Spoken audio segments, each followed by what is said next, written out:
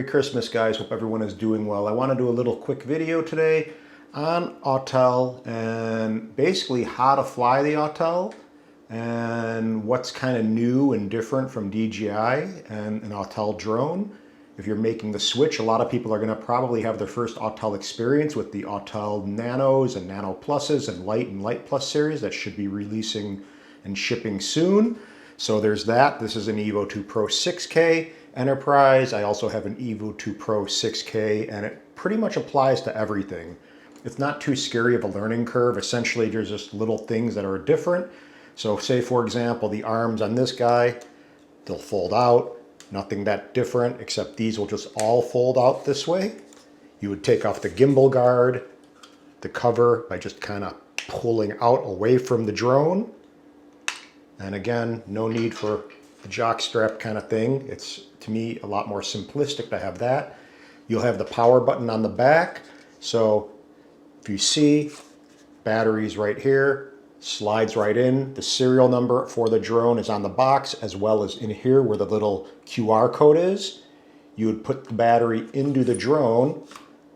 Boom. It's going to have a different startup chime, of course, from DJI, but you also don't need to depress this once quick and then another one like DJI. You just depress once and it will power on.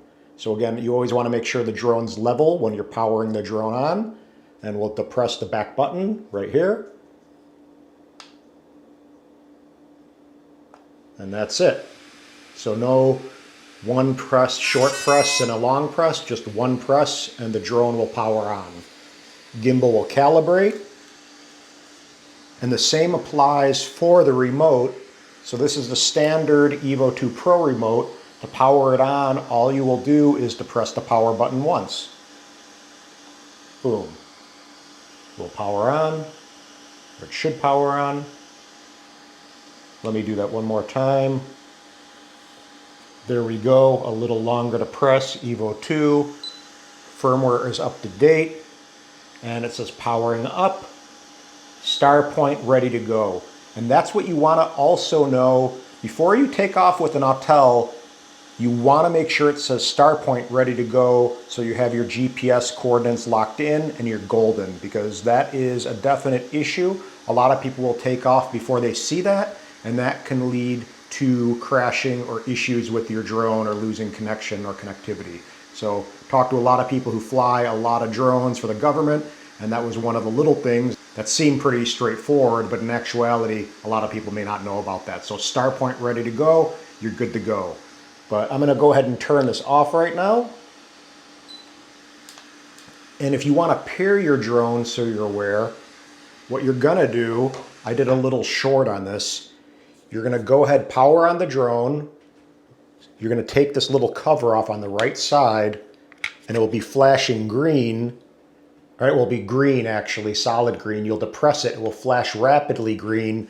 And then what you do, while that's flashing rapidly green, you'll go ahead and hit the power button and the home button at the same time on the standard controller to power on and get this in the pairing mode, and it will match your controller to your drone and you'll be good to go. So that's essentially how you pair an Autel drone, so you're aware. Again, on the right side of the drone, open this little door while the drone is powered on, depress that button that's green, wait for the green to start pulsating quickly, and then when that happens again on your standard remote, go ahead and depress the power button and the home button at the same time. Boom.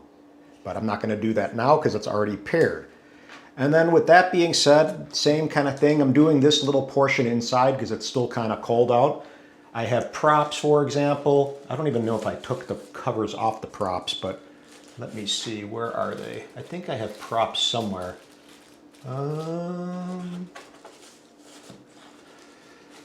Where are my props? Maybe I only have these covered props. But regardless, the props will go on the same way.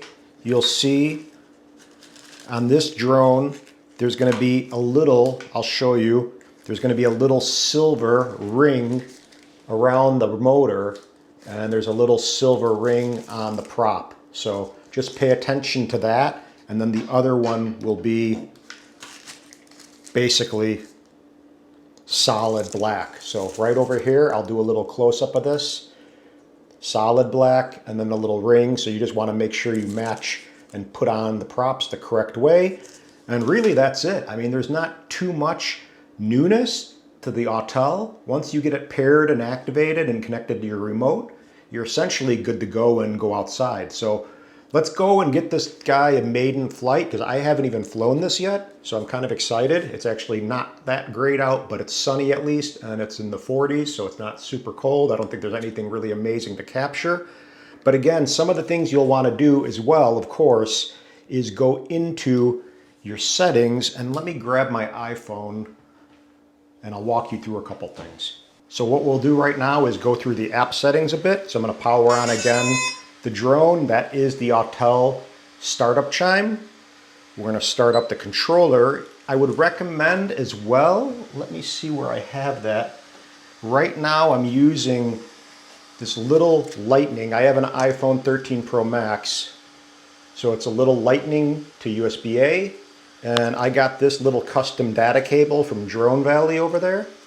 But make sure you have a good cable that will work. I'm going to put this into the Skyfire. Oop, I don't know why it stops. It stops the screen recording sometimes when I'm getting into the app. So making sure the screen recording is going. I'm going to connect the USB-A to the bottom of the remote, or the front of the remote, I should say. Boom, that goes into there. This is going to go into my lightning port.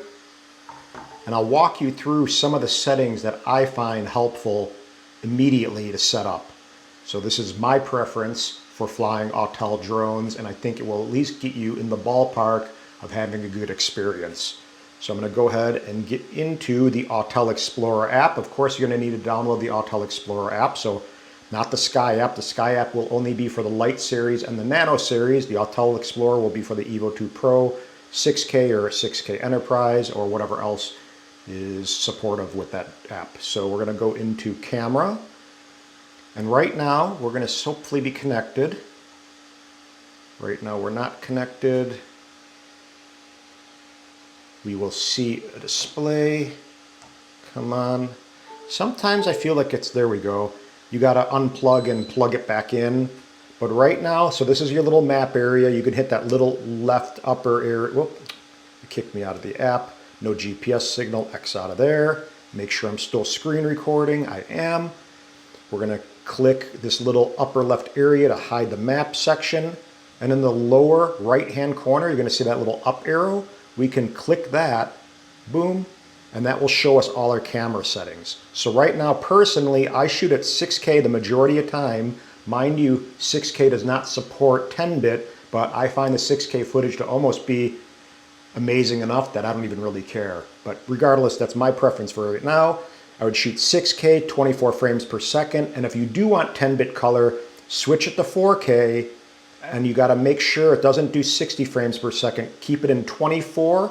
I think at 25 and 30 will support 10-bit, but you also need to go to the far right bottom corner, hit this little camera icon, and scroll down, and make sure you're set the video encoding format H.265, because 10-bit does not work with H.264, so you guys are aware.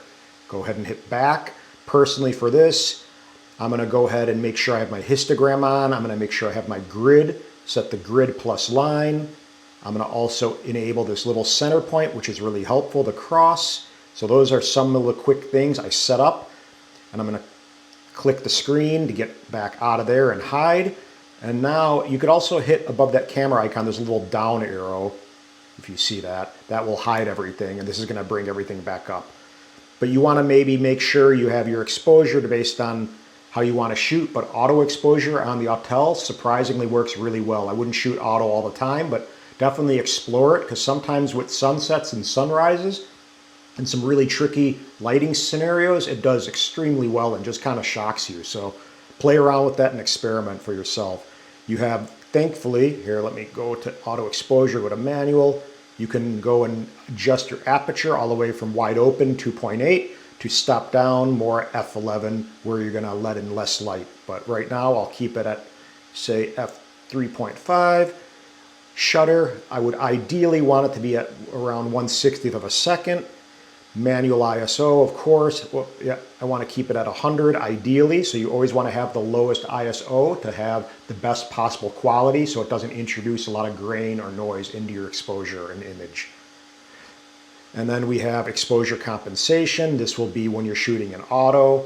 We have auto white balance, which I never really want to do because shifting the white balance when you're shooting really stinks. So set it to sunny or whatever it may be, but make sure you don't have it set to auto. Maybe sometimes you can use the auto exposure, say for example the sunrise sunset scenario. Play around with the auto settings because sometimes, as I said, it does really well. But as a good little extra reassurance, capture and manual everything just to make certain you don't have anything messing you up. Digital zoom, I personally avoid all the time, so I don't even mess around with the digital zoom. I know they believe they just added the 16 times, but I don't fly to where I'm using the digital zoom, and the digital zoom here is not really great. Autofocus, I usually keep it on auto. Sometimes once I gain focus, I'll set it in the manual focus, but for the most part, it's autofocus for me. Color, I keep it at none, usually, which is normal color. And if I do want to capture possibly 10-bit 4K, 24 frames per second, I would make sure I'm in H.265, as I said, in the video encoding format, and then set it to log, and then you basically have your purest footage for color grading. But right now I'll keep it at none. Styles I never really touch, and that's it. So that's a little rundown of the app. You have, oh, of course, you have the upper right-hand corner, you got settings area. So I didn't even think about touching on all this, but we might as well. Let me make sure I'm still screen recording. Novice mode, if you're really novice, might as well keep that on. This will kind of cap you at certain things and just keep it a little bit more controllable.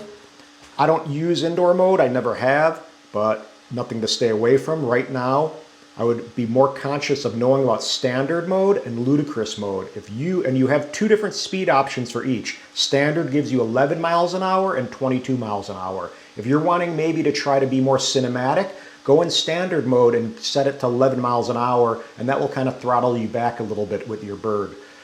And if you want, for whatever reason, to fly and it's, say, a higher wind day, definitely, if you're having difficulty getting the drone back or it's fighting the winds, throw it into ludicrous mode. And when you're in ludicrous mode, it will set up and then also change it to 45 miles an hour. And obstacle avoidance usually, I don't know, it used to turn off, I thought, with ludicrous mode. I don't know, but now it says speed limit obstacle avoidance on. Let me know about that because I'm not positive if that actually is a new feature to where it doesn't get disabled. But for the most part, keep it in standard mode. But if you ever do get in a situation where you're really having difficulty getting the drone back, because this drone to me is not the most amazing in high winds, so definitely be aware of that. The Evo 2 Pro 6K, I'm not sure about the Enterprise because the Enterprise version has stronger motors, but it does not fare really well in winds. And when it's a high wind day, I've almost lost my Evo 2 Pro 6K, and it was really kind of a sketch situation in the city. And the only way to possibly get control of it is to put it into ludicrous mode and again switch the speed to the highest speed setting, which is 45 miles an hour. So for that, you go over here, you have your altitude limit, your distance limit. That's all based on your own preference, where you can fly legally. Advanced settings, right now I have my EXP settings all dialed down 0.20. So that's how I personally start out flying. That would be my way of kind of doing something for more cinematic footage. You can play around with that and see what works for you. For sensitivity, right now I have 100% at the attitude, 100% at the brake, and yaw set to 75%. And this is something you're going to play with as well and dial in as you go. But definitely play around with the settings. I wouldn't touch the brake personally. Maybe the attitude you can, because it should just give it a little less input when you're actually doing a move. So maybe try 75% or something and see what that does. But for now, these are good settings to kind of stick with. As I said, I wouldn't touch the brake. The yaw movement sensitivity will just basically throttle down your yaw movement left to right. And that's that. Compass calibration. I'm not going to calibrate my compass. This is IMU calibration and all that kind of stuff. I'm not going to get into that. Visual navigation. This is where you can manually turn off obstacle avoidance. This is going to show basically all of this kind of settings. Again, I'm not going to get into all of this right now, We can do another video based on this, but you can see you don't need to really get into this right now. We got the remote control on mode 2, image transmission I'm not going to touch, aircraft battery will show the discharge times, for example, so this is a new battery. We got gimbal pitch. With this, I would probably, I don't know why it's set so low, I would probably go to around 53 or something and just play around with that and see how it adjusts the gimbal sensitivity. I have the upward gimbal limit set on, just if I want to take a picture, but you can disable that too. This is where you're going to calibrate the gimbal. So right now, before every flight, you realistically should start the calibration. So you're going to go ahead and depress that, and it will calibrate the gimbal automatically. You want to keep it on a flat level surface. You don't want to move it, and you want to let the drone do its thing. I would suggest doing this every time you go and take the drone out. Not every single flight, but for the first time, for the new day, go ahead and do this. It takes literally a minute. That should help out with keeping the gimbal issues to a minimum. And if you are in the air and having an issue, you can go into Just Gimbal, and it will bring up these settings to adjust while you're in the air. So just be aware of that. And then we can go down a little bit more. We got gimbal we went to. We got live, I'm not going to go into that. General, right now I'm using miles per hour. Voiceovers I personally have off. Optical avoidance sounds I have off. I don't really love the sound thing. And this is going to be also in the about section where you're going to check your firmware versions and see where you're at and if everything's current. And you can go to the Autel website and you can see basically where the bin file is, and you can go ahead and see, I believe there's like a PDF or something, and it will show you all the different firmware versions for each part of the drone, and you just make sure that they're all matched up and current. So with that being said, let's go out and test this thing and get it in the air and see what it does. So see you outside, guys. Peace. Okay, so we're out on location with the Enterprise Evo 2 Pro 6K. And one of the things that is a little bit annoying, I don't like big cases personally. This case is going to be a little bit bigger than, say, the standard Evo 2 Pro 6K. Ugh. And since this drone is a little bit larger, one of the downsides is it won't fit in the same kind of case as my regular Evo 2 Pro. They actually make a case where you can fit 2 Evo 2 Pro drones, just not the Enterprise because it's that much longer. So that kind of stinks to have this big of a case, but at the same time, it is what it is. We're going to go ahead and open up the arms, and then we're going to get the props onto the drone, and we will kind of go through this little process. It's pretty straightforward, similar to DJI. And what else do I need in here? I need my USB-A to lightning cable, and I'll close the case. Hopefully it will fit on there, and it really kind of doesn't. Oh yeah, it does. There we go. So again, the same kind of thing is going to be happening. We're going to make sure we match the props the correct way. So we're going to have an A prop and a B prop. One of the props will have a little silver ring on it, and the other one will be solid black. So just match that accordingly to the actual arm and the motors. So this guy right here, really simple. Grab the motor, depress on, and then twist clockwise to lock. And you want to make sure you do that with each one. And one of the other things, you want to make sure before you take off that they're all opened. You don't want to put unnecessary stress on the motors by having them have to force open. So go ahead and get the props on. And this is my maiden flight with this guy. So kind of exciting just to see the little carbon fiber Evo 2 Pro Autel in the air. I'm going to see if I can find a little bit smaller case for this guy, but whatever it is, it is. And we're going to make sure we take the gimbal cover off. So again, pull away from the drone, take it off, set it on a level surface, such as here. Boom. And depress the back button once and just hold it. And then that guy will power on. Little chime. And that's that. And what I do now is carry, since I have that Skyfire rig on my remote, and I have the little orange plate. So the guy from Skyfire, Johnny, he's essentially making this now in colors. So orange, gray, and then all black. So I'm just kind of mix and matching. I took a couple of the pieces off, so sorry, Johnny. I'm kind of a pain in the butt like that. But he has little ringlets for a lanyard, so it's all hooked up. I just kind of modified and tweaked because I don't like a lot of stuff on my actual remote. So I'm going to press the power button and get this guy powered on. And then what I'm going to do is essentially force quit all my apps. So let me record my screen. It probably will stop recording for some reason, like it always seems to do. My mic seems like it's a little off. I'm going to go ahead and tweak this guy again. Hopefully it stays. Okay. Hopefully the sound wasn't too bad. I just tweaked my mic. And then what I'm going to do is force quit all the apps. So get out of every app just to play it safe. I'm going to put this into my holder for the iPhone. Boom. You're going to make sure you want to keep the antennas pointing down when you're flying to get the optimal transmission. Boom. The only reason I keep them in the other position is for transport. So right now I'm going to put these up again for a moment, and I'm going to put the USB into the bottom port of the controller, like so. Boom. And then put this guy into the lightning port of the iPhone. So far I'm still recording. I don't know why I'm always a little bit nervous for the first flight of any drone. You just want to get the drone in the air in that first flight safely up and down. But we'll go into the Autel Explorer app and we'll connect. Hopefully it will connect without an issue.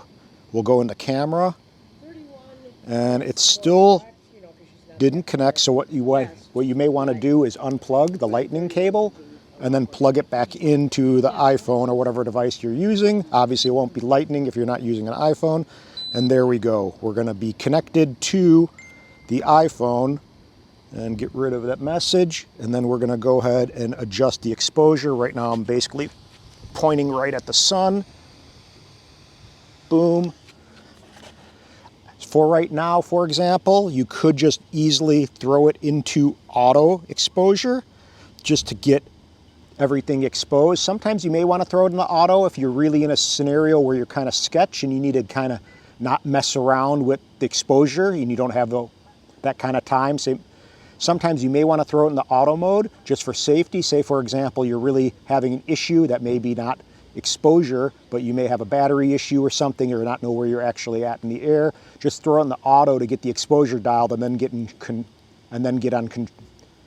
just throw it in the auto to get the exposure where it needs to be so you can see and then just kind of handle the situation. But keep it in auto exposure for right now. Again, I want to make certain that it says on my controller, ready to go. And it does say ready to go.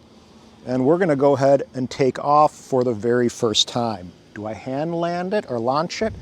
I don't know. Let's start the props. Props are started. I don't really like being on this ledge, but let's see. We'll get up in the air. So it felt a little bit, interestingly enough, it felt a little bit slower taking off for whatever reason. So again, pay attention to all the little nuances of your drone and learning what the behaviors are and how to kind of work around it and what to do and what not to do. So right now I'm seeing the drone is kind of drifty a little bit, but it seems to be good.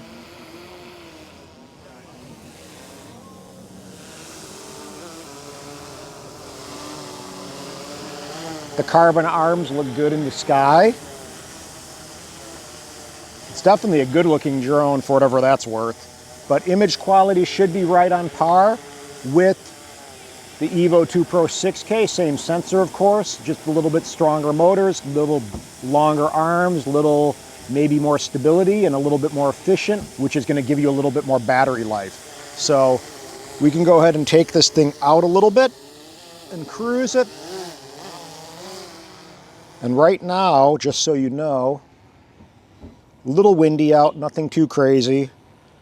We're still recording, and we're going to make sure that we are not in ludicrous mode, because we don't want to be in that mode ideally when we're just kind of cruising around. We got obstacle avoidance turned on, so that's important for all you guys, especially if you're new to flying. Autel has an amazing obstacle avoidance system, so take advantage of that. And let's go and get some footage. So let's go ahead and cruise. Maybe I'll get out of auto exposure, put in the manual.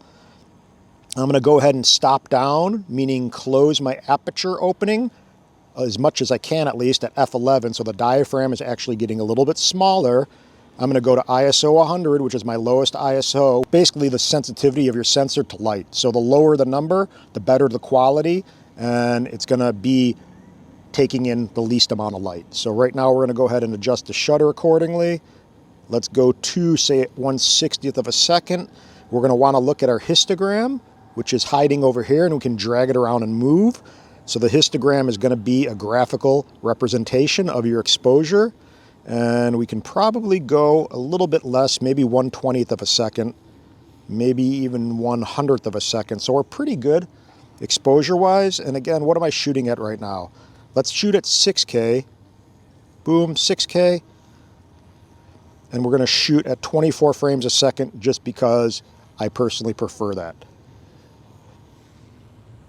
I got to make sure that I'm recording. And I am. I almost had a little heart attack because I forgot if I hit the record button. And then we're going to record and just kind of cruise around a little bit.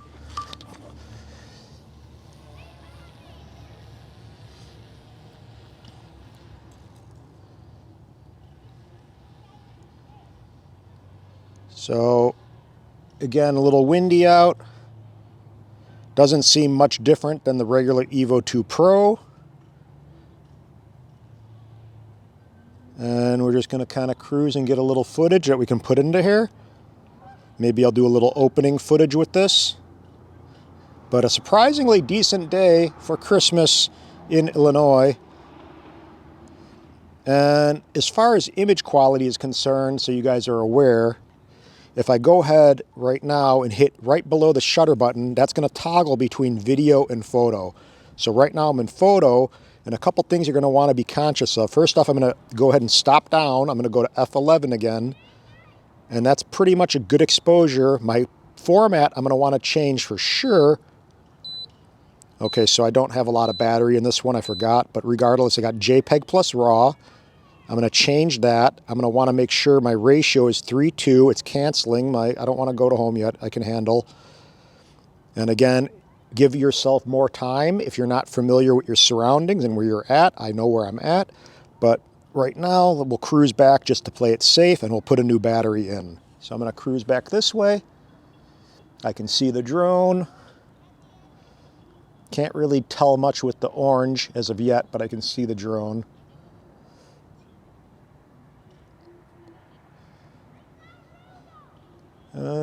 Here we go. Always find a landmark too when you're flying. Like say, for example, this fountain. I know I'm obviously right by this fountain. And I'm just gonna cruise in and I'll hand catch this guy.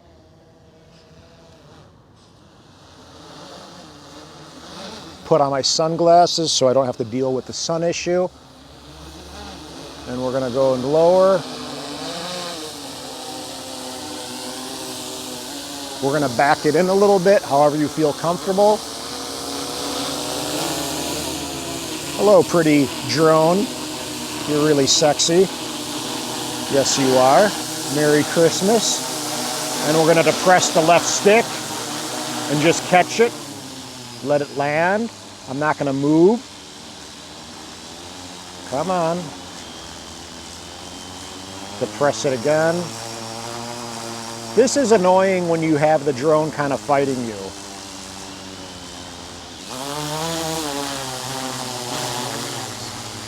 I'm going to depress the left stick again. Don't freak out.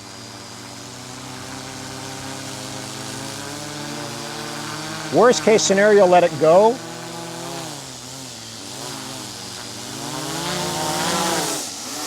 That's weird how it didn't want to do it. So that's a real life example. For some reason, the drone kind of fighting you. So let it detect your hand. let it come down, and there you go. That's the proper way of hand landing your drone, but sometimes it gives you an issue and you're gonna wanna not panic, obviously, and have a worse situation. But if anything, you're gonna go ahead and give it a little power and just get the thing back in the air, because it will level itself out and be fine. Just don't panic. If you don't know how to hand land, don't even worry about that yet. Just land safely on the ground. And Autel also says they don't recommend hand catching your drone just because it's not intended to be detecting a hand. It's detecting the ground essentially. So we're gonna go ahead and depress this guy and power it down. So just one press. It's gonna power down, and then we're gonna swap out the battery. This battery didn't have full charge. Boom. Easy to get back in the air. Got my gimbal cover over here. Get another battery out of here. And that's it. I'm not gonna get into the accessories today, but we'll go ahead and put this guy back in, push the power button, power that guy back on, and we can get up in the air and back shooting very quickly. And again, I'm gonna wanna make sure it says connected. Obviously you wanna be connected to your app. And I'm also gonna be paying close attention to where it says, let me make sure I'm still recording the screen. I am. It says gimbal is not ready. We're gonna give it some time. And it says GPS mode. And we're gonna wanna wait for ready to go. GPS mode, ready to go. And we wanna have that star point warning come on the controller. So let's go ahead and take a picture and get the exposure. Let me go and adjust the exposure. Boom. It should say, I believe, the star point thing, but it didn't. It says ready to go, so we should be good. I don't know a ton about that, but I had, as I said, friends who fly for the governments. They said to make sure you wait for the ready to go thing and that star point sign on your controller. So we're gonna go ahead and pull the sticks into the bottom lower corners. Boom.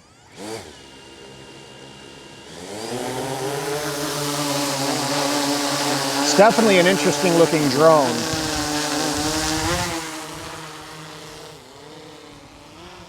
I'm gonna go the other direction and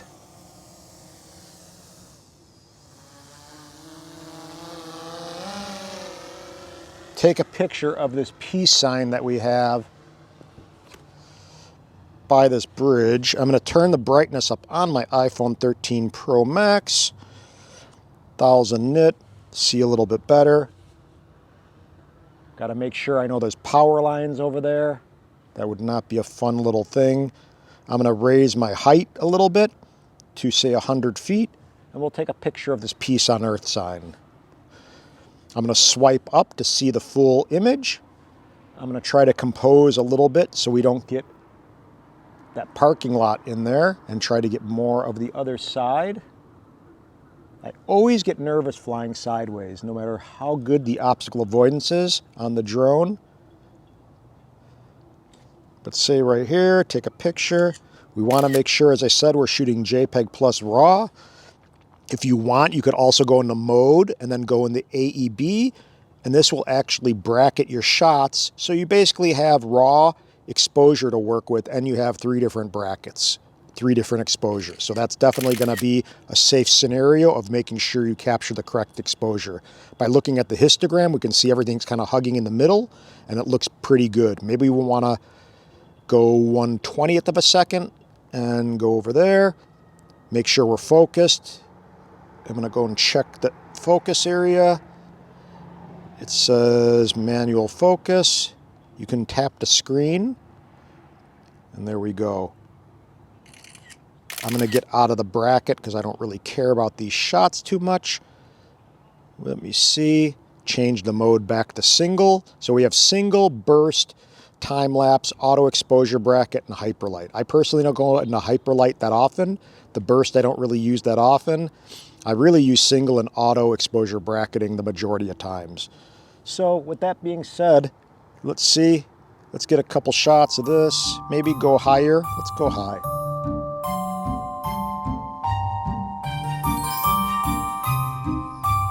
Right now, the